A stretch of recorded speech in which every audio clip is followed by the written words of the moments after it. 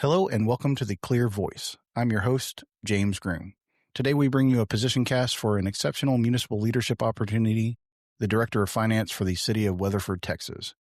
As usual, I'm joined by Clear's President, Michael Boese, who's leading the executive recruitment. Welcome to the show, Michael. Thanks, James. I appreciate the opportunity to be on and excited about the opportunity to talk about Weatherford with our guests. Weatherford is one of those communities that is just on the west side of the DFW Metroplex. It has enormous growth and opportunities, a beautiful place to live and work. Throughout this PositionCast, we're going to be able to visit with the team and kind of understand what it's like to work in the city, what this position entails, and really encourage those leaders who are out there that may be interested in the opportunity to apply and potentially take their future forward with Weatherford. I live in the Metroplex and I hear about Weatherford. I never hear anything bad. It's always something good. They've got some amazing things going on up there. They just built not that it has anything to do with this position, but a brand new public safety building. Seeing the pictures of that is beautiful, beautiful facility. I'm going to have to get up there and take a tour of it. Here we have with us the city manager of Weatherford, James Hotopp, and the assistant city manager, Don Brooks. Welcome to the show, James and Don. Appreciate it. Thank you. And Don, this position will report directly to you, I'm assuming? That is correct. I've been recently promoted to assistant city manager, which has opened up the position for director of finance. I still hold the CFO title as well, though, so I will still be pretty much involved in the department. So this will be a team effort, I guess, in running this department. Well, that's amazing. Congratulations on the promotion. That's a big step, and I'm excited to hear more about what you guys have going on in Weatherford. If you guys could tell us, what's Weatherford like? Well, I'll jump in there if that's okay, James. What we like to tell folks when we start talking about Weatherford is it's Americana. When you look at the Metroplex in general, we are that last undeveloped spoke that comes out of the Metroplex. I think, there's home to over 40,000 people that live here now. And the folks that live here, I think, experience Americana on a daily basis.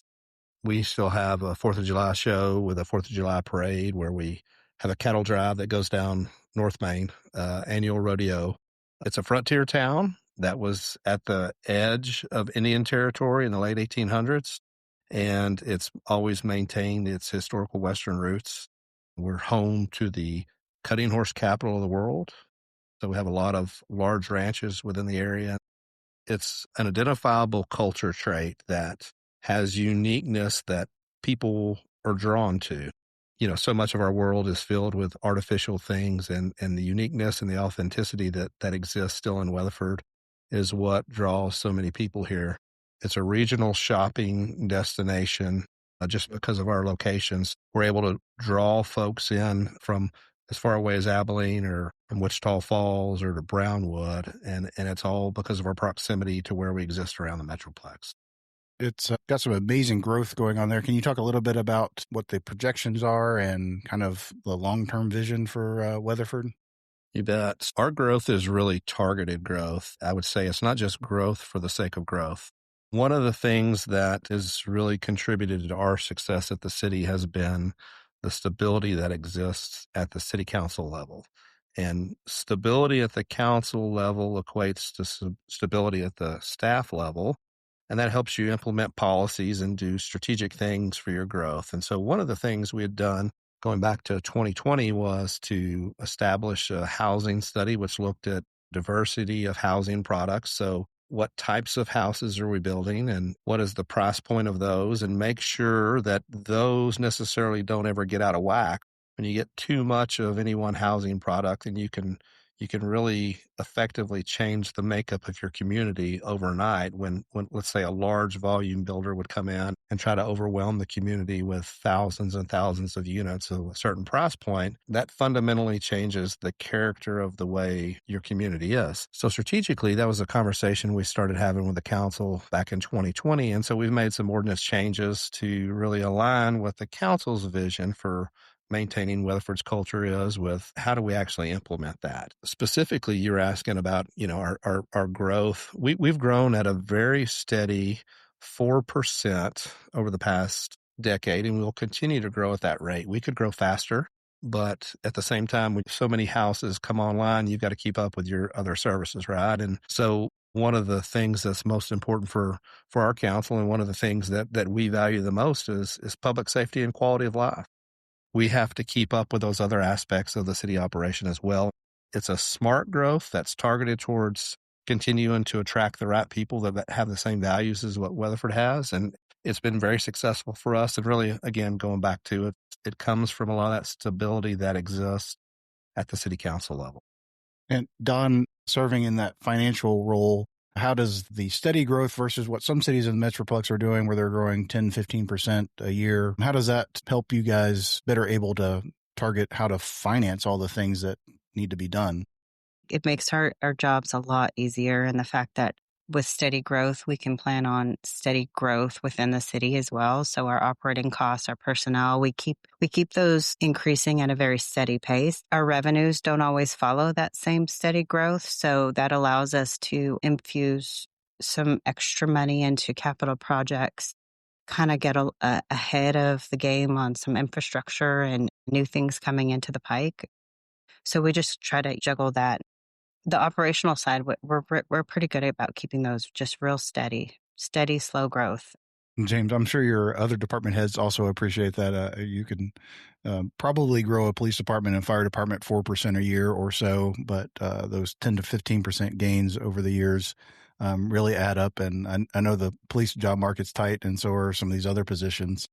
That's a good point, James. You know, the competition for qualified professionals it's out there. We all know that. Every city is competing for a talent pool that seems to be shrinking instead of increasing, just by virtue of what's happened over the past decade. And so, you know, our directors really have stayed focused on attracting the right people. And we do that with not necessarily having to have all necessarily X's and O's that you would need to have when you come on board, but really hiring people with the right communication skills. So much of what we do is a people business. And so one of the things that we figured out is you hire the right people, and hiring the right people includes hiring people that have the right communication skills. The right interpersonal skills really helps with our business. We operate with 5 core values, and one of those core values is people. The most important thing we can do is hire the right people, create the right culture, and give them the right resources to be successful. That's great. Don, I kind of want to start with you. One of the benefits of these position casts is getting to know the chain of command and your background and your leadership philosophy, what somebody can expect to find when they come work for you. Well, Weatherford is not my hometown, but it is my chosen town. And I chose to move here for quite a few reasons because of just what this town has to offer and the community has to offer. Our finance team and doing research on the city, the finance team is just incredible. The finance department is split up really into 2 different divisions, finance and utility billing. It's a team of about 15 people. 7 of those run the finance side, another 8 run the utility billing side. But my leadership structure is a open door policy all the time. I always put others' needs in front of my own. I'm there to develop my people, to be a sounding board, to help them grow, create a positive culture. We have a great camaraderie here. We laugh, we enjoy each other's company, but we work really hard. We get the job done. We service our community really well. Leadership style, it's very collaborative. I like to sit down with my people and let's talk about things. Let's figure out the best way to do it, get them out of their comfort zones a little bit, think outside of the box, not give them the answers, but help them get to the right answer so that they're constantly learning. I feel like I spend a good part of my day just kind of roaming the building, kind of getting FaceTime with everybody just to make sure everybody's getting the answers they need and we're talking about things and that sort of thing. This position will head up the day-to-day operations. We have a budget manager, we have a payroll coordinator, accounts payable coordinator, purchasing coordinator, a senior accountant. They all kind of work independently, but very much together. All of those will be direct reports to the finance director. And then we have our whole utility billing division, which is headed by a utility billing manager and then everybody under her. So just one direct report there, but still very much involved in the day-to-day conversation with every single employee in the department. That's awesome. James, how'd you get to Weatherford? And tell the prospective candidates your leadership philosophy, or how they can expect to be led in this organization. So I probably have a little bit of an unusual path to get here. When people tell their story, you always find out things about them. So I'm a licensed civil engineer, and so I actually worked for over a decade designing water and wastewater treatment plants and had been in that industry for a large engineering company that was all across the United States. In late 2006, had decided I want to do something a little bit different.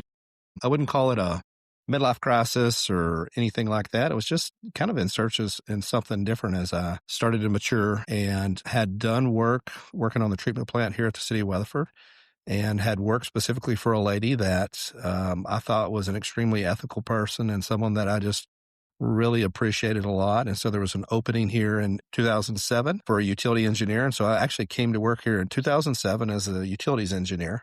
And I remember, because I tell this story at our employee orientation, it started January 2nd, 2007. And I can remember the day because it's one of those things. I've been here approaching 19 years here in about 3 weeks. It's been something that I've truly enjoyed every step of the way. Love to come to work every day, often come to work on our snow days, and love everyone that we work with. It's an excellent environment. But going back to my progression, was utility engineer, then became director of utilities in 2009. I was also asked to help out and was the director of planning and development for about a year. And then move up to, as we like to say, move to City Hall in 2015 as an assistant city manager, and became city manager in 2019 and have enjoyed every minute of it. It is not one of those things when you kind of script your life that I would have thought that I'd be working at a city, or more specifically be on track to be a city manager and be a city manager. It wasn't something I envisioned when I came here. It wasn't necessarily something I sought out. It wasn't something that I wanted, but as the opportunity presented itself, it's something that I've really enjoyed. I mentioned earlier, but we're in the people business, and everything we do is about people. I've enjoyed the interactions with all of our employees and helping try to shape the culture and set our city up on a path of success, and really help transform this city into what I would say is a high-performing organization. Specifically, you were asking about leadership style, and I think the thing that I like to do for all of our directors, so we have 16 directors that operate 16 independent business units, is the way that we look at it. We approach city operations as a business, and I think that's extremely important. It's not an endless pot of money. It needs to be approached and looked at as a business. But we empower our directors. They're responsible for running their department. We compensate employees well. We compensate directors well. We provide them with adequate resources, and we expect them to be able to handle their business. And so we empower them to make all the decisions within the department, right, wrong, or indifferent. You're not punished for making a wrong decision, right? We value innovation, so we like creativity. We often approach things that there's more than one way to do something. And so I actually talk about that with our new hires when they come through orientation. They're one of the first people they meet during their new employee orientation, which we host once a month. I'll talk with them for a few minutes as they start their orientation day. And we specifically talk about the fact we want them to be innovative.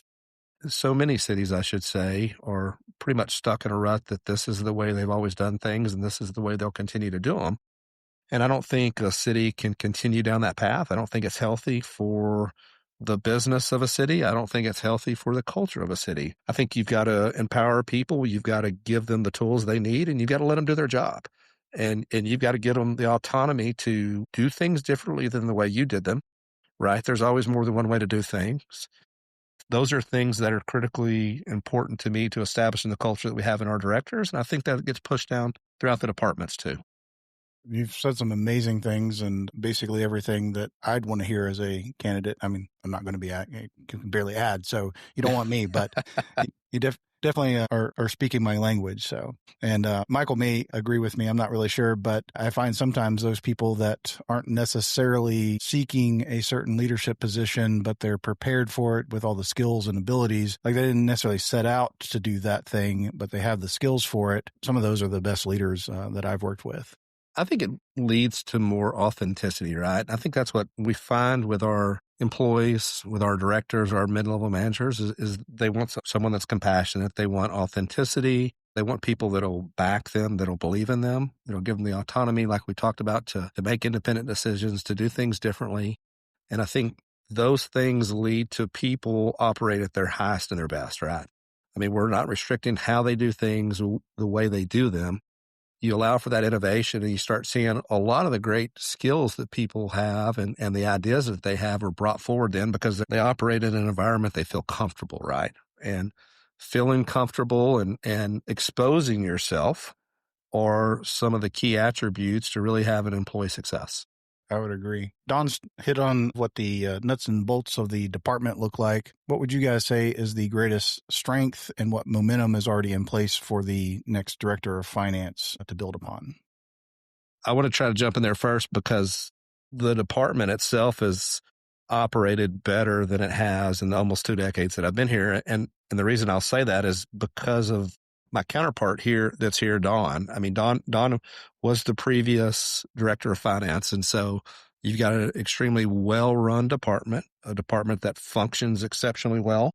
We have a financially healthy city that has money to do things, both on the general fund side and on the enterprise side. And I think that leads to an environment that allows departments to go out and do capital projects and really put forth a lot of these strategic initiatives that the council have for quality of life and public safety things, like the thing you mentioned earlier, James, on the public safety building. Those were really the foundation of that comes from the finance department, right? I mean, you would like to say that all departments are equal, but in reality, they're not. Like we mentioned that we have to have exceptional people to operate the business that we're in. We've got to have money to do that too. And the reason we're able to do so many things comes from the foundation of the fiscal policies that Don has put in place over the years that have helped get us into the position that we have a very healthy reserve policy, that we have our compensated absences and all those things like that are all addressed and there's no issue. I mean, we've doubled our sales tax receipts over the past 10 years. This past year, we had over $22 million in our portion of the sales tax receipts. And really that comes from all the fiscal policies that have been put in place by Don's. To continue on with what James was saying, what makes the finance department so successful is really the people that's in it. We have a great team. A lot of them are kind of newer to local government. So it's been a lot of fun teaching them all the ways of local government and being fiscally responsible and stewards of taxpayer money. But that's really what it boils down to is their attitudes and how we go about business. And really, honestly, we're fiscally responsible. There's a lot of compliance and regulations that we have to follow. There's a lot of guardrails in place being a local government. So I really challenge them on a daily basis to be creative and assisting departments to figure out how to do things. We don't want to be a department to say no. We want to find the right way to say yes so they can provide the right service to this community that needs to move forward. Integrity and financial responsibility, that's really the foundation of everything we do. We want to be transparent. We need to maintain the public's trust. We need to provide for the community. And so just finding those ways to say yes within the parameters that we're allowed to through state, federal laws is really the key to getting all that done.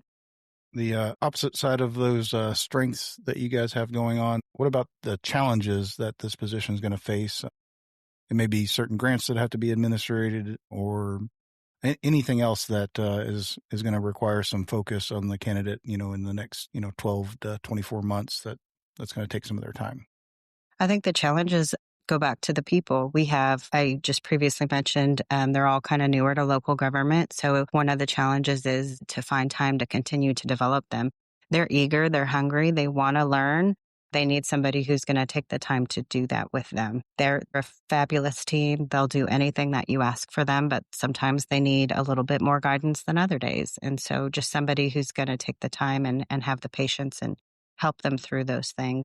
Another challenge, just as a CFO, that I can see is our growth. There's a lot going on in the city, a lot of really awesome things going on. And just making sure that we have the financial means, the physical means to get all of those things done and keep moving at the momentum that the rest of the city is. I think one of the things that I see that's going to be a challenge for the finance director here, but really it's true of finance director anywhere, it's this changing legislative environment that we have. It's no secret there's been a move afoot in Austin to try to restrict local control.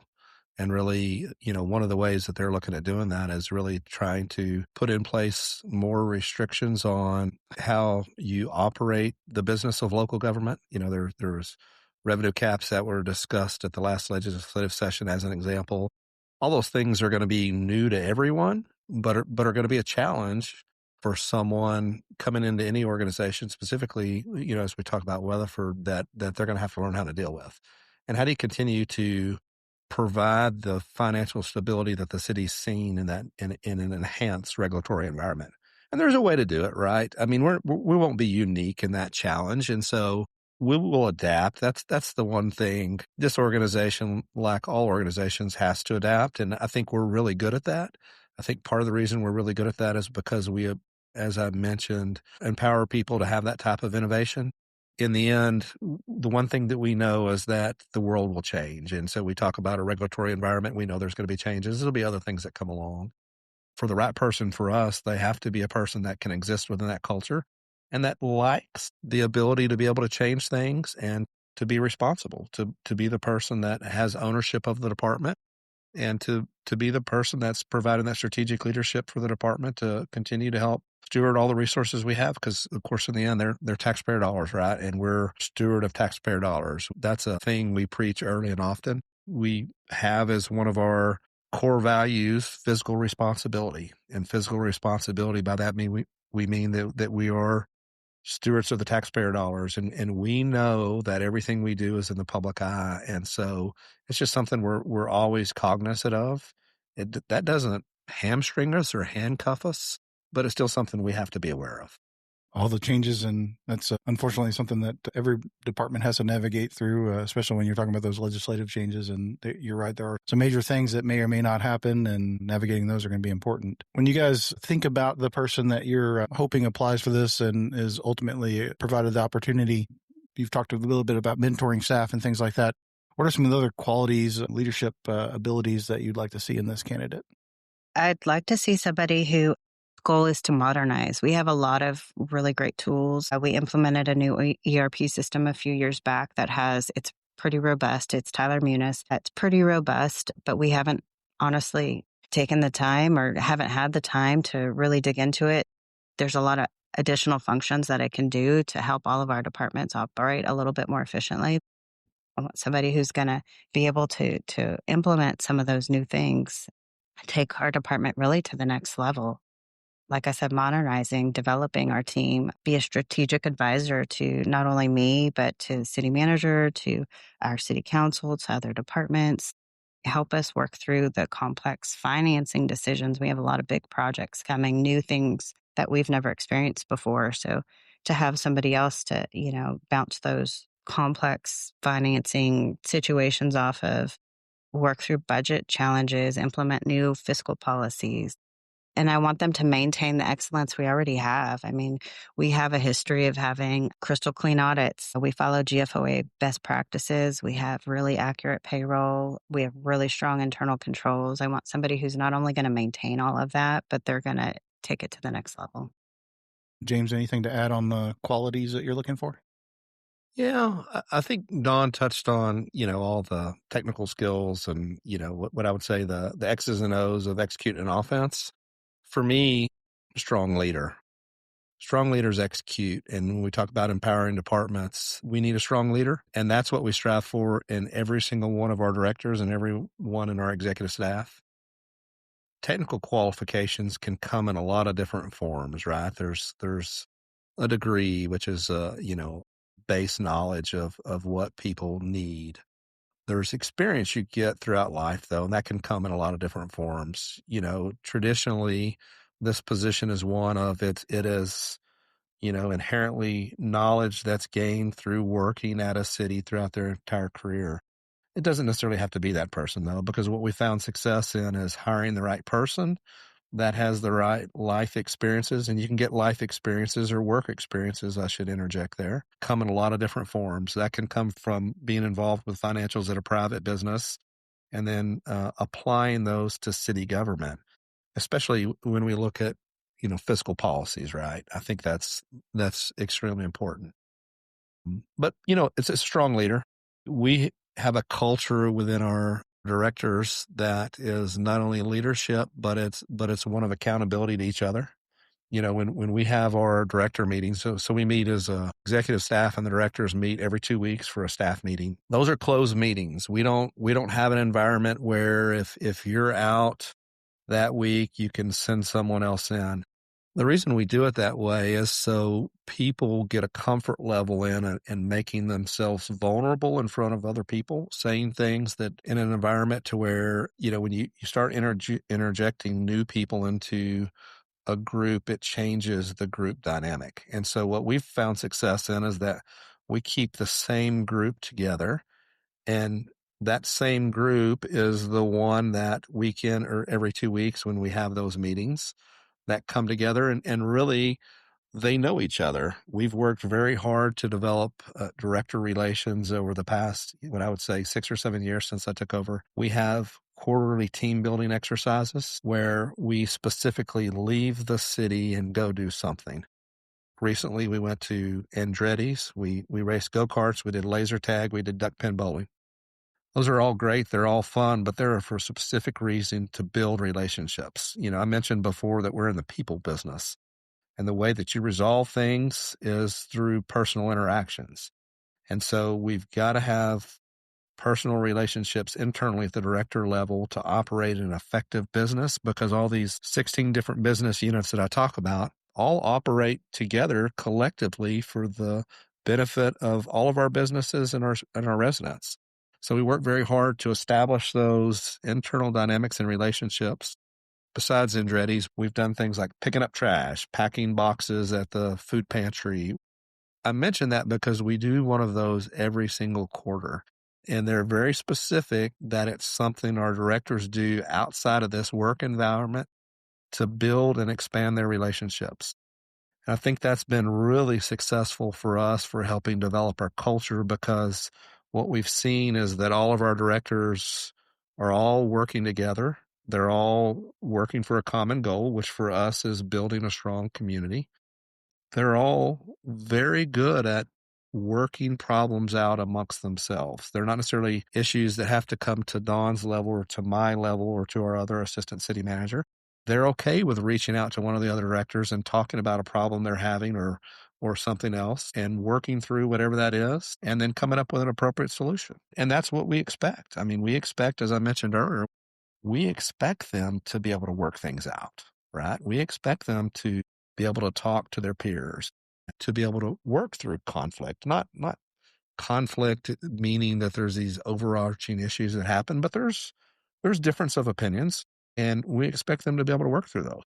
And for us, as we've worked so hard to establish that culture, what we've seen is that you start to work through those issues, then you really start allowing them to foster in an environment where they feel like they can be innovative, right? We talk about innovation, we talk about all those things, but when you actually allow them to be innovative and you allow them to make mistakes and their coworkers actually go, hey, I can help you with this, or there's a different way here, and they start providing input to their other coworkers, then that's where we start seeing our success. And that's what I think has led to so much of our success, is the fact that they do work all together that way. So that's amazing. Michael, can you tell us a little bit about the salary and benefits for this position?